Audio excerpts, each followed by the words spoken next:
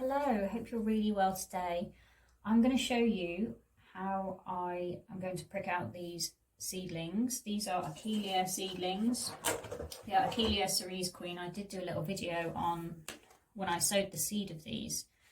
Now you can see, hopefully you can see that clearly, that they've germinated quite well. There's a few that are a bit too close together,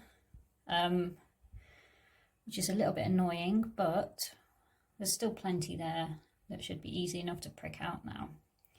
And I'm going to take the advice of Rosie Hardney Gardening, who has a fantastic YouTube channel. And in that video, Rosie says that you should prick seedlings out when they're pretty small. These actually might be a bit too big, because if you leave it too long and they get too big, the roots become really entwined and tangled, and it becomes more difficult to prick them out without damaging the roots. So these might be a little bit too big, but there's still some that are really small. Can you see that? So yeah, I'm going to make a start pricking these out. We've had a really good germination rate, so yeah. I will admit I don't actually like pricking out very much. It's probably one of my least favourite jobs of the whole growing process. Like sowing seeds, it's generally quite easy. And then this bit is just a bit fiddly.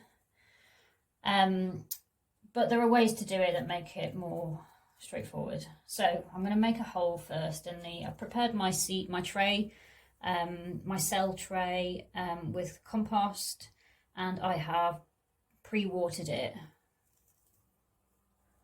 And I may well water them in again afterwards. I'll see how it goes, because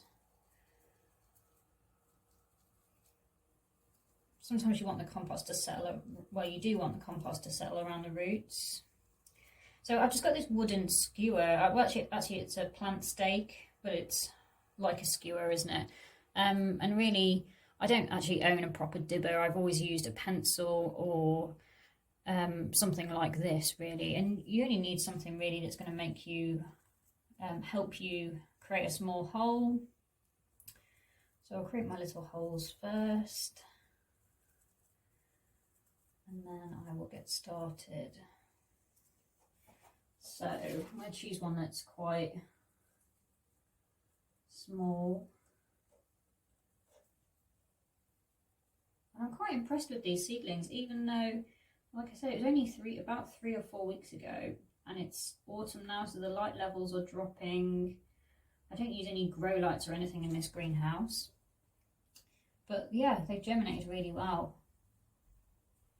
So there you go, you can see my seedling there. Oh, sorry, there we go. So there's my seedling. I'm just going to take a bit of the compost off from around the roots, very gently, and I will then, there's still a lot of compost around cushioning the roots, and then I'm going to, oops, hold that. Try not to drop it like I've just done. So you can see the root system. I'm trying to find the camera. There's the root system. If I hold that up really closely, can you see that? They're actually quite long, aren't they, really, for such a tiny seedling. It's amazing how long the roots can get. So yeah, I've created my hole. I'm gonna put that in, and I'm gonna press the soil around it so that it's nice and snug. There we go, one down. So yeah, I can feel that these roots are quite long, and it is already, there is a network of roots under there, so I think I'm definitely pricking this out at the right time. I think we've all done it before. We've all left it when it's too late, and then it does make it more difficult, doesn't it, when you're pricking out and the roots are all tangled up, and then it becomes so difficult to prick them out without damaging the roots. So really you should pick these up by the leaf. I'm actually just picking them up by the chunk of compost, which is probably not the best way of doing it.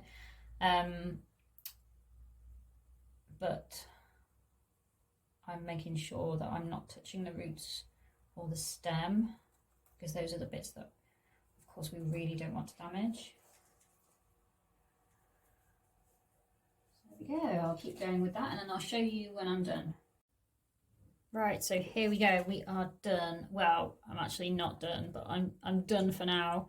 So I have just counted and I have pricked out 56 seedlings. They're looking okay. The compost is really moist, so I'm not going to water them in. I'll just keep an eye on them. And I filled the rest of this tray now, and I also pricked out a few more as well. And I'm going to go and have a tea break, and then I'm going to continue.